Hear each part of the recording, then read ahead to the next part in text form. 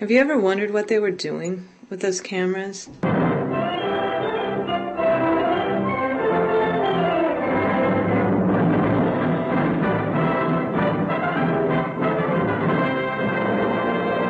If this were Nazi Germany in the 1930s, would you want Adolf Hitler to have these pictures of you? These people are expressing dissent against the U.S. government, dissent against government policies. Look at these faces. How many of these are people you know? Are they your children? Your parents? Your grandparents? Some of these faces belong to people that I care about. One of them is even me. I don't want the government having this kind of information about me. I don't want them collecting this kind of information about me or the people that I care about. But they are collecting this information. Why? Right there, hold the sign. He's one of the leaders from the last thing I was on. Hold your phone. Stop in the sign right there in front of everyone. Hold the sign. Stop. He's the leader. Turn away from you, don't want you to see him. Right here, he's the leader.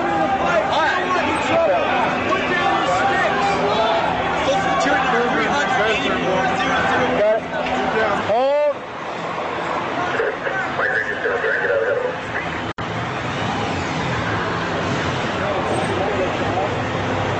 Hold. But that thing's going to 250 every forward.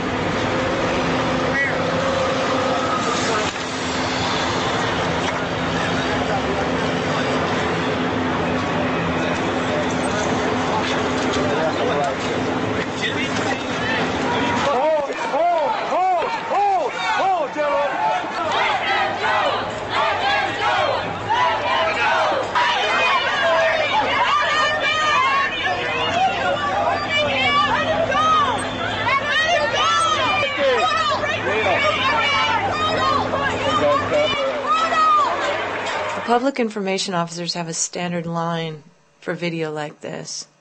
They like to say that the video camera just captures one perspective, one angle, that it doesn't really show what happened or what precipitated what happened. But this is their footage. This is their side of the story. And their side of the story is more damning even than ours. Shame on you!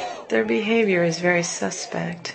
Look at the way they zero in on people's faces at political demonstrations. Why? What are they going to do with this information? They see this guy, and they assume that he's a leader because he has a megaphone. They walk all the way down here and turn the camera to get a better angle on his face.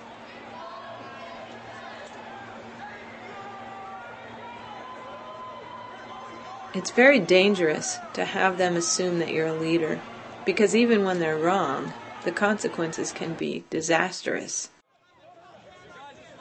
Look at the lengths they go to identify this person. Look at the details they try to pick up. Here's something to think about. If you ever feel like you're being targeted by police in the middle of a political demonstration, it might be wise to disguise yourself, maybe change your clothes. But don't forget your shoes. Some people see the writing on the wall. They have a sense of history, and they understand what's probably coming. And so they've taken steps to protect their identities. But when you try to protect your privacy, it just makes the police state that much more curious. If you listen carefully, you can actually hear them talking about who they want pictures of and why. Get the people with the masks. Video of all these people with the mask on, right? Across their face, right?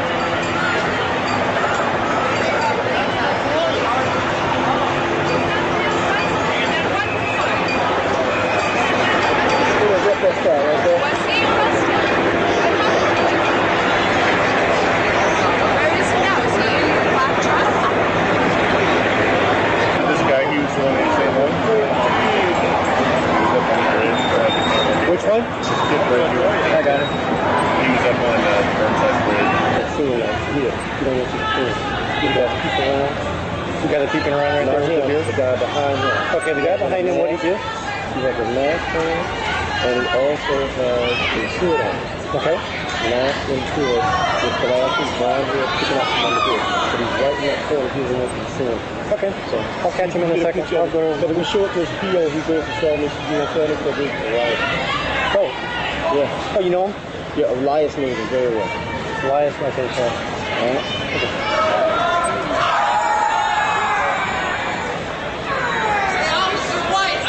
You know what kind of it is? Yeah, I think over here. He's hiding.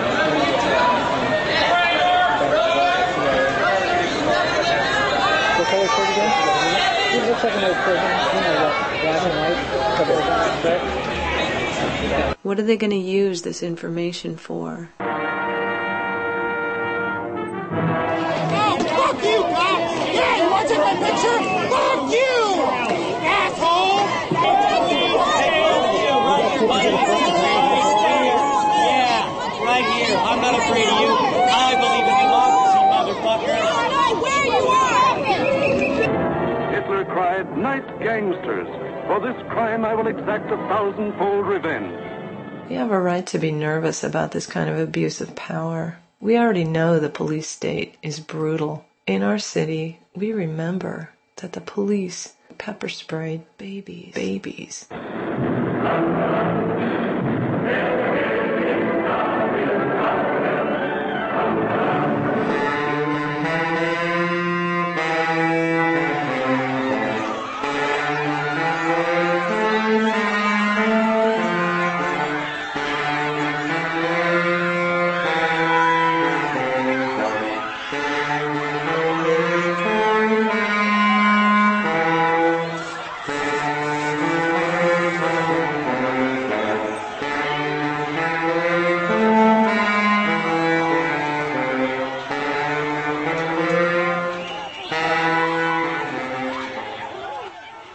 Every time I see that, I wonder why we didn't fight back, why we didn't defend ourselves, why we didn't have baseball bats in our hands. It's scary to me that they would do that to us, and it's scarier still that we would take it. And it terrifies me that someday we might not fight back when they're dragging us away to the camps. Earlier in the evening, police used pepper spray, pepper pellets, and apparently rubber stinger pellets in a series of confrontations with protesters. Along with reports of a 3-year-old being hit with pepper spray. The corporate media told us that this melee happened because someone threw a bottle. Something was thrown from the crowd, and police began pepper spraying people everywhere. Police used pepper spray to break up an unruly crowd. They respond with pepper spray when someone throws a bottle. Something was thrown from the crowd. And someone throws a bottle. They repeated that mantra for days after this police riot. Someone threw a bottle. Everything was fine, everything was peaceful, but then someone threw a bottle. And that's what started this. In point of fact, that was a lie. What really happened is that the people inside the Hilton, the people with all that money, they could hear the protesters outside, and they didn't want to. People inside had paid thousands upon thousands of dollars to grab the president's ear, but the people outside on the street hadn't paid anything, and so they were silenced. Here are the police officers in their own words, from 2 different cameras, discussing what's really happening here.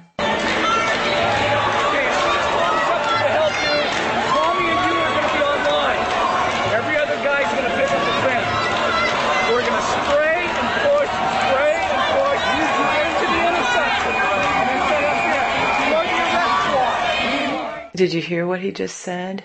Now look at the crowd in the background. Do you see any bottles being thrown? Do you see anyone doing anything except exercising their First Amendment rights under the U.S. Constitution? Now listen again. Odd even as best we can. We're going to spring him from that side, and we're going to run along the fence line to meet OSP, who's going to come from the other side of the fence, but in front of it. Listen up. Second part of it, they're going to give the command to leave. They're not going to leave. We're going to push. Push, push, push. Sticks next. They're going to do some individual OC spray, and if they have to, they're going to go to Stinger. To pepper-ball guns. Pepper-ball guns are the last that they don't move, all right? They're going to go to OC, sticks if you need to, and then pepper-balls. Got it? It should be noted that what the cops are so nonchalantly discussing right here is, in fact, torture. They're talking about dousing the crowd with chemical weapons that have the potential to actually kill people. They're talking about hitting people with sticks and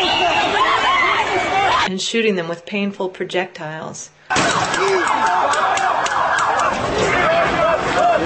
And in their own words, the reason why they're doing this is not that someone threw a bottle, but just that they're there. They don't move. Because they won't move. And why should they? After all, no one is breaking any laws here. All they're doing is exercising their First Amendment rights under the U.S. Constitution to speak out. We're not doing anything wrong! And the cops know that by their own words. They know that they're going to pepper spray them, that they're going to hit them with sticks, and that they're probably going to shoot at them with projectile weapons. Not because they've broken any laws, but just because they're there. That's the reason. That's the only reason why police attacked a peaceful crowd on August 22nd, 2002 in Portland, Oregon. We've been saying this for 3 years, and now we have their footage to prove it. We're going to spray and push, spray and push. You get into the intersection. And then set up here. There was no bottle throwing. Nothing precipitated this. This was a cold, calculated decision that they made, and this is from the perspective of their own cameras.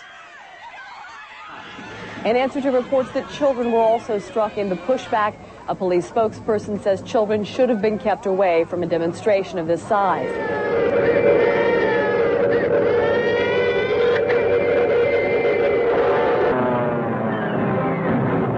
Now to concentrate on bombing the people themselves into submission and make them cry for mercy. Guess what? This is fascism. Think about it. We're not doing anything wrong. Hey! Stop! Stop it, Officer Corrigan! Stop it! Quit pushing me! I'm with the Associated Press. I'm watching you guys. Better watch it.